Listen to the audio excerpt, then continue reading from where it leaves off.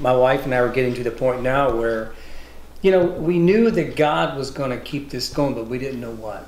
And I thought, what would be nice is, let me talk to Russell and Amy. They're getting ready to build a building on a very small lot. And we were. Yeah. Very small lot. And what was neat about it, you had all these dreams and aspirations about doing what you want to do. And I'm thinking, you can't do that there, but I have a place that you can do that. And so it's kind of like what the Bible says, the fields are white and ready for harvest. And I think this is what's neat about Shadow Rest. God brought us here 14 years ago. And we never really had clear direction. God just said, build it and they will come. And they've been coming.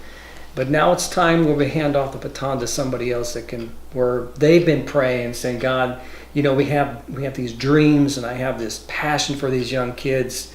And it was kind of like the Lord spoke to me and goes, go talk to Russell. And when I met with you two, and just to watch your expression when I said, it's yours, no money, it's yours, is just like she's that smile on her face right there. It makes me cry.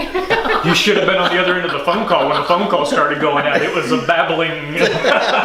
Prodigy's been given a gift of the Shadow Rest property.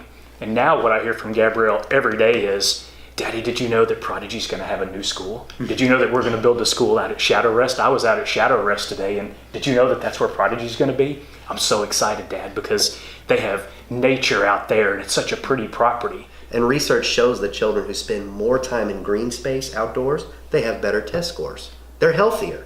And ADHD and those kind of symptoms diminish dramatically when the children spend more time outdoors. So we're going to, again, take advantage of the opportunity to hike through the forest and identify different types of flora and fauna and animal habitats. They're going to be investigators of nature, and they're going to learn how to appreciate nature. Some of the coolest conversations I have with Gabrielle are after days spent at Shadow Rest, where they walk around the pond and they investigate wildlife, or they walk through the woods and they write journal entries about trees and about leaves. So we really want to maximize the learning opportunity with the facility and with the grounds.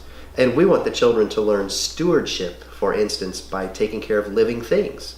We want to have farm animals, we want to have gardens and greenhouses, and we want the children to grow things that are going to become part of their lunch menu. We want the children to take care of things and understand the process.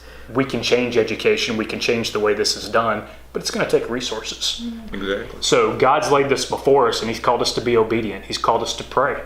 And we don't know all the answers to that. We don't know what the next step is, but we know that God's called us here. And we know that we've got an amazing group of kids that know God's called us here, and they're excited. They're looking at us. Do you know when it's going to start? Make it happen. Make it happen, pretty much. I'm like, yeah, Daddy's a little engaged in that conversation. I have heard a little bit about that.